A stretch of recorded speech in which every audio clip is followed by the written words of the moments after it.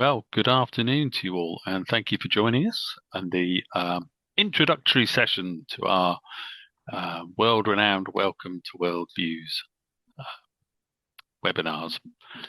I'm delighted to say today that we have Bill Moore, a major name in the world of RE, joining us to give this introduction. Just to give a bit of a background to Bill, Bill taught for 20 years and has been an advisor for 27 years. He's currently the chair of NASICA and was a jigsaw consultant for a while. He's written many locally agreed syllabuses and also is a keen Morris dancer. So Bill has many strings to his bow. I'm going to hand over to Bill now, who will take us expertly through what a worldview really is. Bill. Well, there you go, Dave. Thank you very much. Uh, how to set me up to fail, that's what I say. Welcome, everybody. It's really good. I want to thank Jigsaw Ari for giving me the opportunity to share this with you. I want to point out these are my personal views, all right? They're my personal professional views. Obviously, they don't reflect Massacre, and some of them are a little bit well, kind of different maybe from some of the mainstream stuff, but it's really here to get you to think, because in RE, that's probably the most important thing. We really need to think while we do it. So we'll go through that. This is the outline of the session, and I'm I've tried to sort of stick pretty closely to this. But there is a rationale for this. Why is RE important? That sort of rationale really sort of shapes, doesn't determine, but it shapes how we want our RE to look. And within the worldviews or a worldviews approach, how can RE reflect a worldviews approach? I do put a lot of emphasis on on experience, experiential even elements, and creativity and concepts. We'll sort of move on. The question, why is RE important, is something that I've asked all my professional life. In fact, as a student, I asked it, and as a third year student in the good old days, I realized in myself that RE wasn't important at all, and I didn't care for it in the slightest. And then I became an RE teacher. But a third year pupil asked me that question, why do we have to do RE? This is back in 1984. Third year, for those of you who don't know, would be the equivalent of year 9. And I asked the question, is our behaviour important? And we came up with this, that our behaviour is important because it creates the world that we live in. It's influenced by our attitudes influenced by experiences and beliefs, and RE is the opportunity to reflect on those, and those things that guide us through life. We do it by exploring beliefs of the principal religions, and we would have said different worldviews. We didn't at the time because it was back in 1984. We all play a part in creating the world and society we live in, and whatever we believe, religious or not, contributes significantly to this. And so RE is important because it shapes how it explores those things that shape how people live their lives. RE's got two dimensions to it. It's got the religious and it's got the education. And I think that's an important creative tension, the religious and the education. And this is looking at the education side of it, that learning and teaching is relational. And what holds relationships together are values, attitudes, dispositions, experiences, and shared purposes. It's not just knowledge, but it's what we hold to be important, how we relate to ourselves, to each other, and to the work that we're doing. And so that, again, is another dimension for RE. You often hear the term hermeneutics within RE, and that is the relational. How do I, as a subject, relate to the object of what I am learning? We'll come on to that later on. But there's another side to this. This is again about education, but also about how RE can contribute to it. This was written by a survivor of the Holocaust who became a head teacher in New York. And at the beginning of every year, he and his staff went through this. to get to the real importance of education. I think it's more important now than it has been for the last 40, 50, 60 years. I won't explain why, but you should be able to come to that realization yourself. That I am a dear teacher, I'm a survivor of a concentration camp. My eyes saw what no men should witness, gas chambers built by engineers, children poisoned by educated physicians, infants killed by trained nurses, women and babies shot and burned by high school and college graduates. So I am suspicious of your education. My request is help your students become human. Your efforts must never produce learned monsters, skilled psychopaths, educated Eichmanns. Reading, writing, arithmetic are important only if they serve to make our children more human. And I would argue that RE contributes hugely, hugely, significantly to that. When we look at RE, we need to ask, okay, so who's it for? Whose RE is it anyway? We've got loads of people involved. You've got faith and belief communities, professional RE communities. So you've got teachers and school leaders and Ofsted and a whole range of people. You've got in terms of how you've got the at the moment it is local determination, but that is more than likely to change. But even if it is a national curriculum, there is a determination as to what is going to be taught, and the communities will be involved. And then the religion and worldviews is about the content, but the education is about the purposes and the processes. But ultimately, who it's for is for the pupils. And again, I would argue, and many people would agree with me, that partially it's societies as a whole society. We are contributing. Our RE is contributing to the future through the children and young people that we educate. So, in terms then of sorry, I'm just hiding the meeting controls. There we go. In terms of RE, how does it prepare pupils for life in modern Britain? It explores themselves, other people that live in Britain and the world, and life. It explores what does it mean to be human. And how do we live a good life in today's world? So it's pulling those two things together. It's not just history, it's actually how do we do it in the context of the world that we're living in. And it's about those things. It's not just about beliefs and propositions, but actually it's about who we are as people, and it's applicable and appropriate at the personal, local, and the global level. So when we're talking about a worldviews approach to RE, we are talking about something that helps children and young people really get to the root of how we make sense of living in the modern world. And now, for some reason, there we go, that's it. So in that case, and I mean, there's nothing new here at all. What does RE need to be like? All of these are things which people talk about. Inquiry is so important, concepts are so important, but in order to understand it, because it is academically rigorous and deeply personal, we need to go for depth, not breadth. So when you're looking at your curriculum, take ownership of it.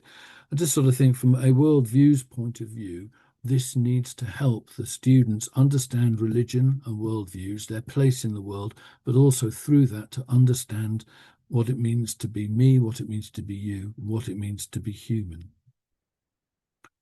So when we're looking at the purposes of RE, it's a really important question. Take ownership of it. We're likely to have a national curriculum. It's not sort of 100%, but I'd say it's about 99%. And there are strengths and weaknesses or pros and cons to that. But whatever document, whether it's an agreed syllabus or whether it is a multi-academy trust one, or if it's a national curriculum, take ownership. Think what you would want to add in the context of your school. And don't forget, I mean, I'm not necessarily absolutely right about this, but I would argue that it cannot help but have an attitudinal, dispositional dimension because we're dealing with questions that are deep about what it means to be human, about making sense. So, worldviews approach then is about engaging with the pupils. This is something from a recent agreed syllabus, um, and I won't dwell on it too much, except that there you've got it. You've got religious literacy. It's about informed and balanced conversation so they can talk and explain their own views and listen and understand to other people's views and experiences. It's about SMSC, which is so important, and reflecting on their own beliefs. And to do that, in a balanced way, in a way that enables them to listen to other people. So that's kind of like a bit of a preamble, really. And I hope that it's been a bit provocative because I do want it to. I want this to help you really start to think about why in your school your pupils are learning or exploring the world of religion and worldviews, um, and you take ownership of that. Really before you then get into some of the very wonderful thinking that's been going on. And I'm not going to, people like Trevor Cooling have done so much about worldview. Stephen Pett, who pulled together the handbook that I'm sharing there, which is available, by the way, on the REC website. You just go to put in Google REC. Um, I think it is welcoming. I've got it written down here somewhere. Welcome to a religion and worldviews approach. So you just Google that and it'll take you. There's loads of support materials there, much of which you will have seen, but I just wanted to make sure that you are aware of this. I am not going to go through this in detail. I'm just going to pick out some themes, but Stephen Pett has done a lot of work with other colleagues, and this is very well worth a good look at. It's very supportive. It's got lots of good ideas. So the RE Council has come up with what makes or what is an education in religion and worldviews, and some of the things that it's come up with, and again I've done that, so is not just what it is, but what they are, but how they're studied. So that disciplinary side of it is very important, so that pupils can understand how they can find out more about religion and worldviews, more about how people make sense of the world, and how they're going to make sense of the world. It is at all levels. There's the personal side, the individual, communities, and society. It's understanding the world that they live in and the place that they as individuals have within that. So in planning RE, in looking at whether it be Sanatana Dharma or Sikhi or Christianity, that what you're enabling them to do is to both to understand the impact that those institutional worldviews have on the individuals, communities, and societies, and also the way in which individuals, communities, societies express and experience those things differently.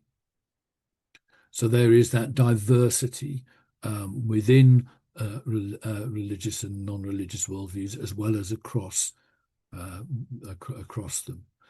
Concepts are so important. And one of the things that I would say about a religion and worldviews approach is that it emphasizes the importance of the big concepts. It's not just about learning about a particular worldview in isolation, but actually, what do we mean by worldview? What do we mean by religion? What do we mean by belief? What do we mean by worship? What do we mean by community, celebration? All those things that are experienced and expressed differently, but that all kind of like a jigsaw puzzle. They all contribute to the bigger picture. And it is about a quest for meaning. And so having that space to reflect and take responsibility for. I loved that bit. Now that's from page 73 of the report, the Commission on RE report that came out in 2018, which is ages ago now. I couldn't believe it. And a lot of work has gone on since then, but I think that's a very good starting point. Cullums and Gabriel's gave this, and again, you can find this on their website, and it gives an interesting and helpful guide in a pictorial form as to what makes a religion and worldviews approach. And I think the critical thing here is that they're not saying there is one religion and worldviews approach. It is a religion and worldviews approach. So again, take ownership of that and really reflect on from your own perspective. And I hope that this this webinar will help you with that. So there is the wonderful report from 2018. And I mean, I have to say that good RE, I think, has always been about this sort of thing. It's always been about the helping the children have a view of the world and understanding themselves and their place in the world. The importance of experience. So I like that middle bullet point. A worldview is the way we experience, understand, make sense of, and respond to the world around us. We'll come back to that because and the importance of experience and how we can use creativity to try and unpack and unpick some of that. And something that we use in Buckinghamshire, and I've tried it elsewhere, it's about what's it mean to be me, what's it mean to be you, and what's it mean to be human as a worldview. And that gives both the individual stroke personal and the institutional stroke humanity dimensions of it. What's it mean to be me, to be you, and to be human? And again, I'll come back to that.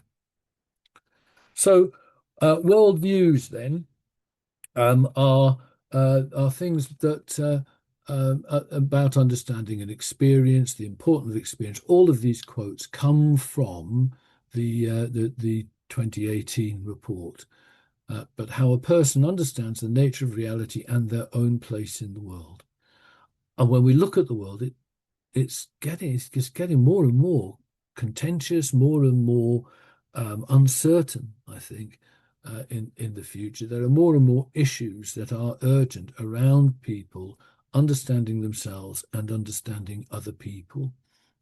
And that we need to recognize in that bottom right-hand quadrant that it's not just a set of propositional beliefs, but a worldview, whether it be religious or not, is based on experience of being in the world.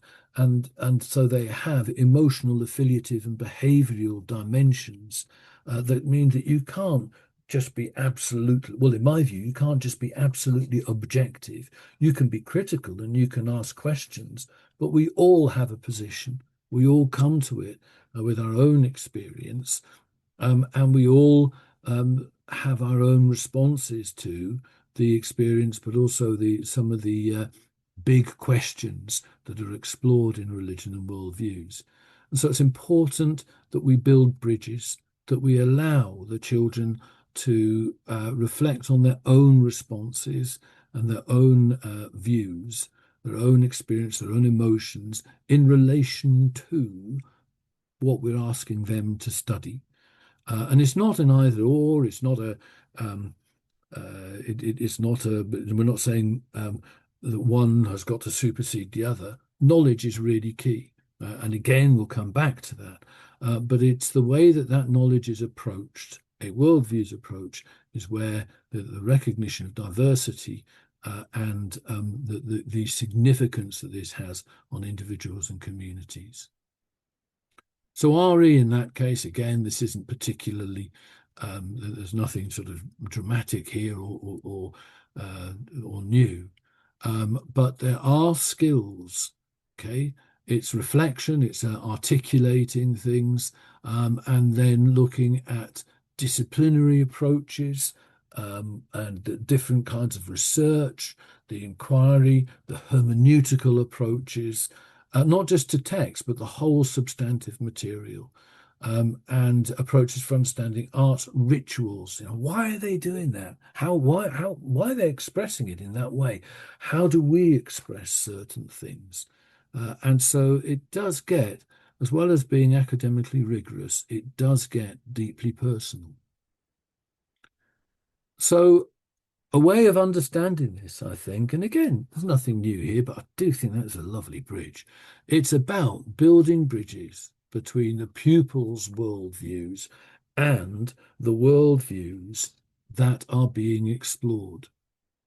Now, if we look at this bridge, one thing that we noticed, I hope Hannah doesn't mind me saying this, but that this image was something that I chose a different one. I had a different one, and Hannah said, "Oh, we've got to make sure that we've got license for it." And I said, "Well, if you do, please, please, please make sure it's an old bridge." So Hannah, thank you. This is a wonderful image. But looking at that bridge, it's textured, it's interesting, it has got depth, it's got sharpness, it's got contours. The arches have got dark and light within them. And the bridges that we build for children, when we're looking at worldviews, need to be textured, dark and light. They need to be enticing, they need to be creative. Um, so that the children sort of think, oh yeah, that's interesting. They need to be drawn in. And so RE, when we're looking at a worldviews approach, RE needs to be something that draws the children in. So creativity comes into RE so naturally. I can't imagine RE without creativity, because it's through creativity that we express the depth of what it means to be human. And sometimes, actually, that what's it mean to be human is not very pleasant, but we won't go down there just yet. So, anyway, we're looking at worldviews, and we're going to build bridges between the pupil's own worldview and another worldview, um, recognizing then that we have a slightly different worldviews. So, I would argue, and again, this is my way of seeing things. And you might disagree, you might want to add to this, but just reflect on it is the important thing. That a worldview is built up on their experience, that they experience the world in a particular kind of way. The family that they came up, the community, things that might have happened in their life. And their background. So all of that experience helps to build the pupil's own worldview.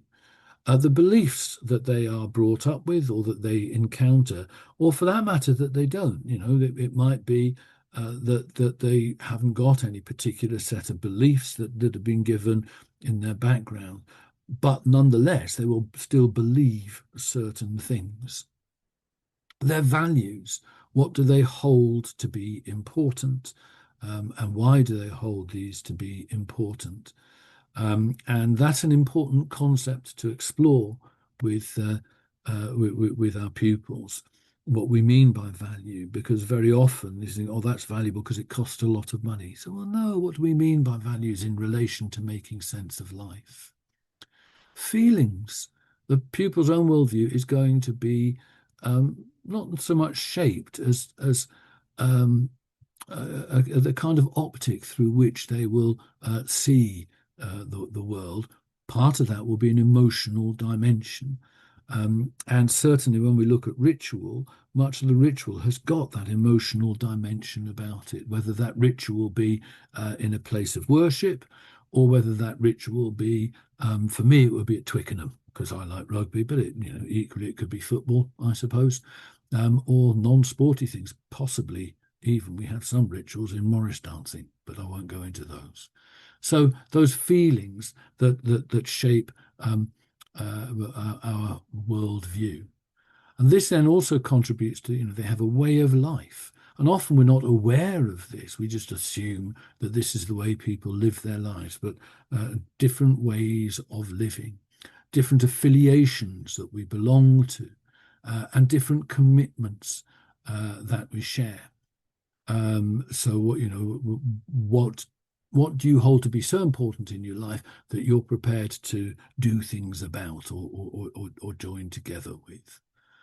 And lastly, practices. All of this influence the things that we do in life. So this evening I am going Morris dancing. I just love it.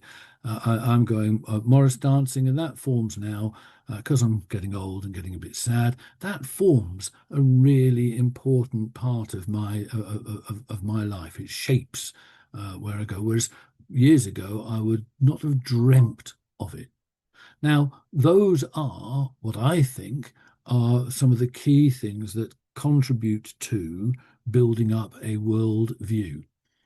Um, and what's really interesting is that when then you get children to look at another worldview, you can actually build bridges by sort of saying, okay, so this is the experience. What experiences might a I don't know what might a Muslim person have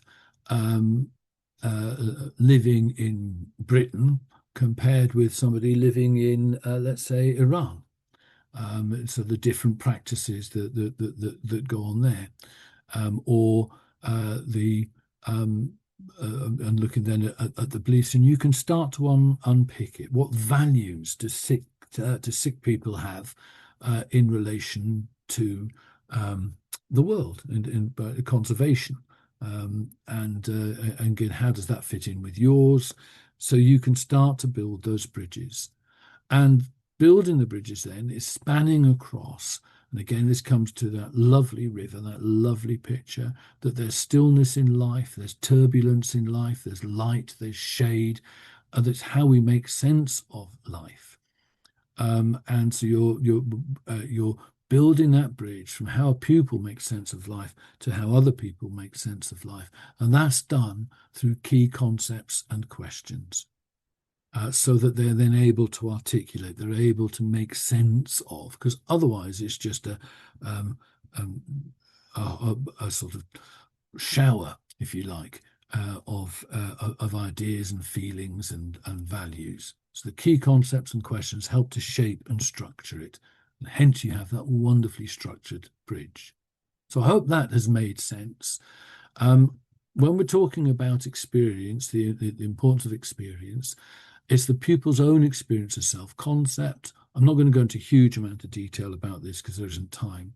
The religious or worldview concepts and the universal human experience and concepts. So what's it mean to be me? What's it mean to be you? What's it mean to be human? And you can go through this process, but as I say, I won't go into that. In much detail, except that when you're looking at what's it mean to be me, and let's say with early years or key stage one, you might be saying about family. And so individually, children identify what their family's like. They then share that, so they contextualize it and can see that their family's got similarities and differences with other children in the class. So you explore that and then you reflect on it. And then you might move into looking at Christian and Jewish families. So you might look at Shabbat. Or you might look at the way Christians, a Christian home might be shaped, depending. Okay, and you just sort of go through that process. So, what's it mean to be me? What's it mean to be you? What's it mean to be human? You can start anywhere on there, particularly with older pupils. But I always think that it's good to start with pupils' own responses to questions or concepts or inquiries. And the thing about this is the centrality of experience. And that to me is part of the real nub of a worldviews approach, that it's how our experience shapes who we are and how we make sense of it. So um, when we're talking about making sense, it is through encounter. And so in RE, we help children to have encounter with people. So it could be with people of different faith or belief, with each other, with encountering concepts, with faith and belief, with questions, with the issues with the world, and with the self, with themselves. That self encounter, really looking and reflecting on themselves. And this is where we come really to hermeneutics. I'm sure you'll have seen the Nobody Stands Nowhere video. If you haven't, it is on the REC website that I mentioned earlier. But here you've got a little girl looking through a telescope trying to find out something. I'd be very surprised if she was looking at the book, The World's Religions from by Ninian Smart, but who knows? It could be a miniature version of it. But when we're looking at something, we are doing the looking, and so we're bringing our whole background to it. So we look at a world religion or a worldview, and we're bringing our own personal worldview to that, and there is a dynamic going on between that.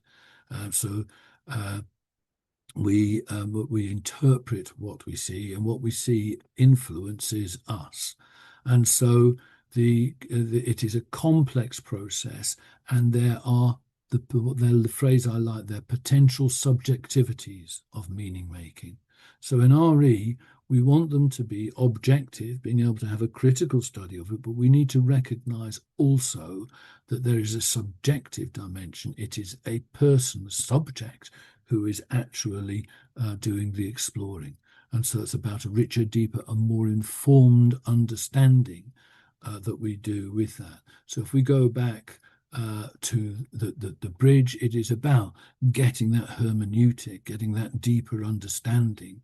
What's it mean to be me? What's it mean to be you? What's it mean to be human? And the importance then of encounter. It's not just a kind of just standing back and reading about, but even when you're reading a text, you encounter it. And so a worldviews approach will get children as teachers, we get children to reflect by asking them questions, by getting them to encounter in a meaningful way.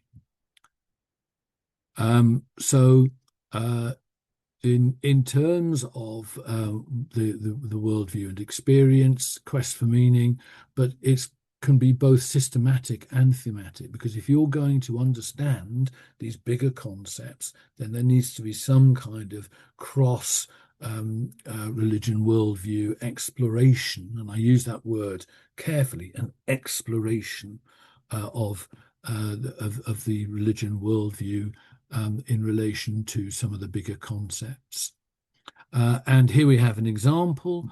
These are just images that you could share with children. We'd ask the question, so what do you think is going on in each of these images?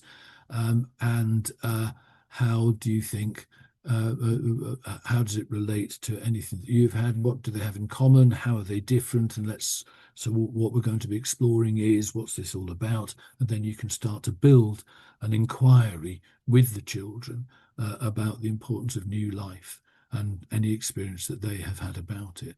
So it could go then into a systematic study of some of the principles of these religions and worldviews, or it can be I prefer a conceptual rather than thematic, but it can be a conceptual approach. The importance of personal knowledge here is richer, I think, than the Ofsted understanding of personal knowledge, and it's relating then to how my experience relates to other people's experience, the meaning of concepts. How on earth do different individual Jews understand what it means to be Jewish? And there are huge ways of understanding that. What motivates people in what they're doing, different motivations, and then the impact that this has. So RE, there's a messiness to RE, because it's about constructing meaning rather than providing with meaning. And so there's that co-constructivism. I think that's Brunner, but it might have been Vygotsky. Could have been both. So I've stressed here the importance of experience. Um, and years and years ago, working again with some students, we came up with this thing called conceptual creativity, that we all have experience. That's a universal thing. We all have experience. Experience produces some kind of emotional response. And the big question then is, how do we express those emotions?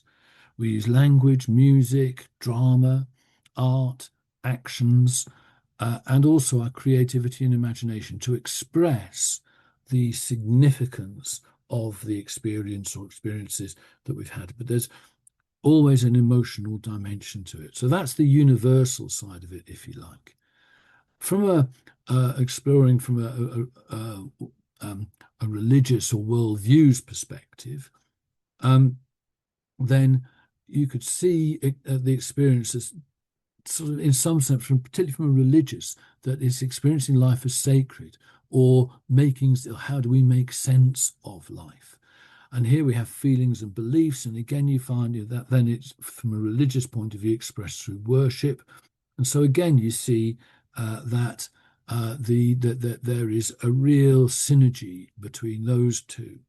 And so what you can then do is start to build bridges again, creatively, word structure, tone of voice, language, music, art, drama, body posture, face expression, gestures are all so important in ritual and in worship. And you can share pictures, and you can start to get children to reflect more deeply. And once again, what helps to build that dynamic between the universal and the specific side of it is using key questions and concepts. So it is an inquiry based approach. Right. And in all of this, it's about continuing the learning journey in a way that engages but makes sure that the children learn.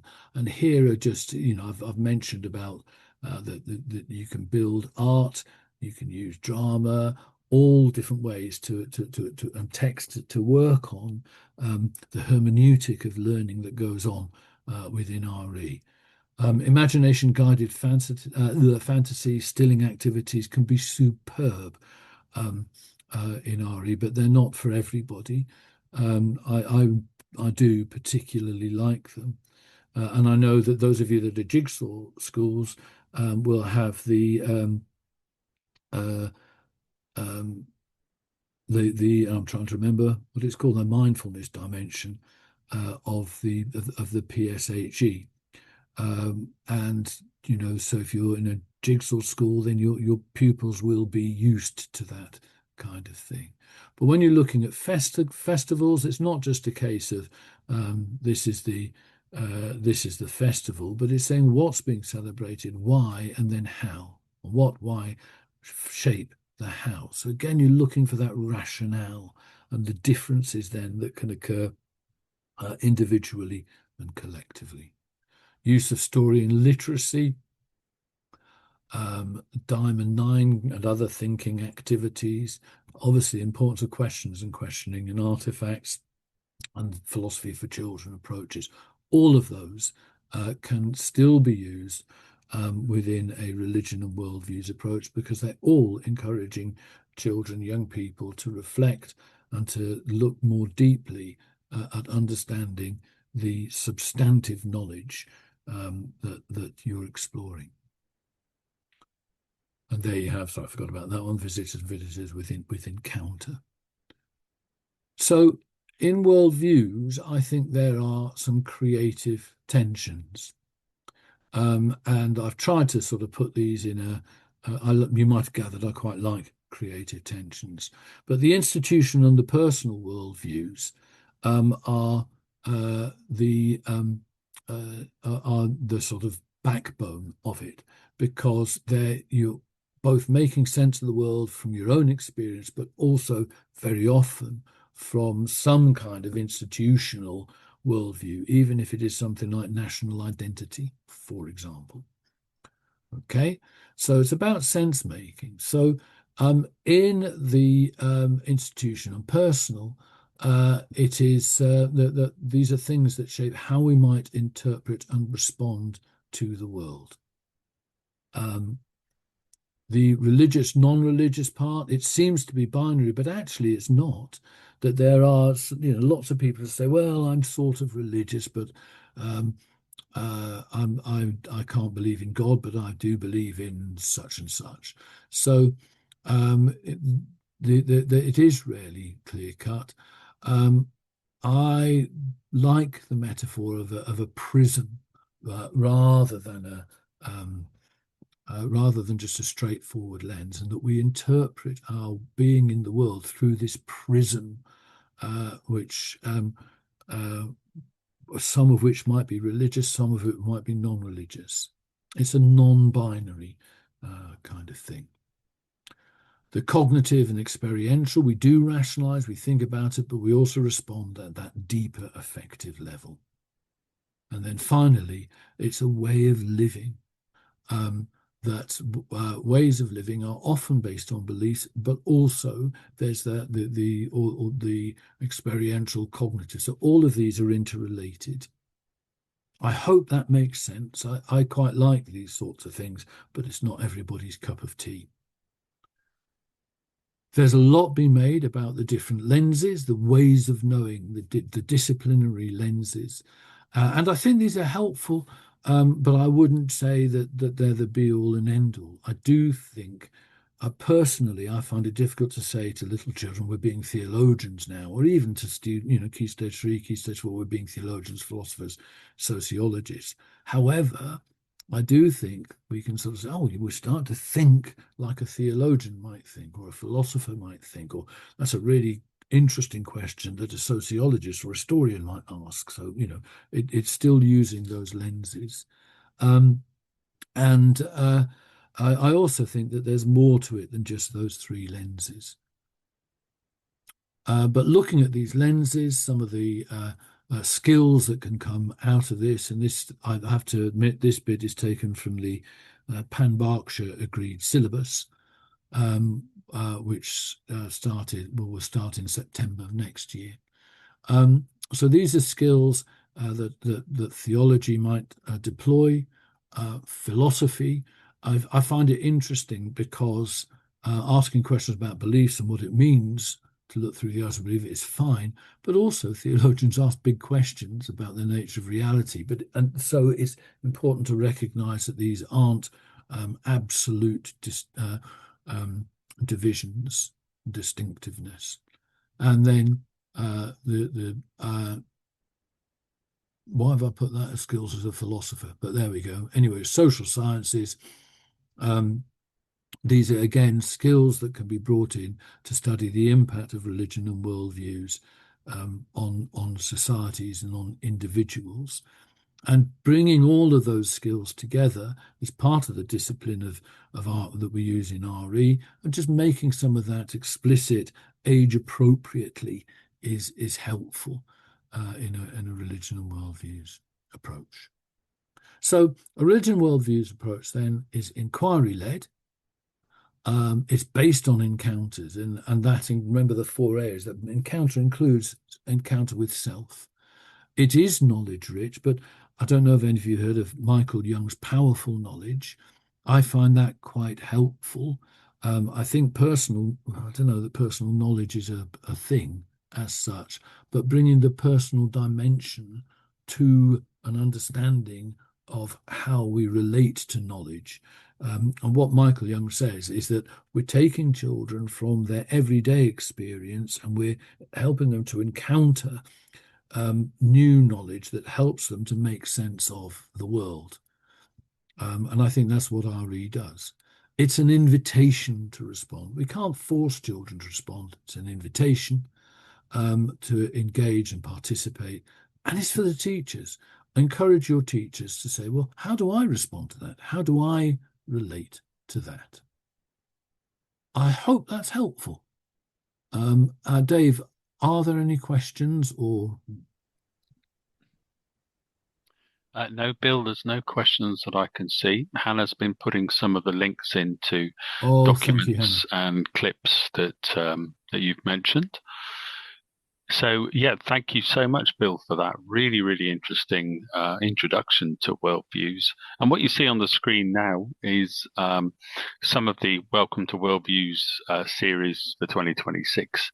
And there's some new ones in there. There's one on paganism, you see down at the bottom on the 12th of February, just to show how Jigsaw is trying to expand sort of CPD arm, really, trying to go out and do some good, really, and help with people's subject knowledge, because we understand just how difficult it is to try and keep ahead of all the different information and all the different shifts and changes.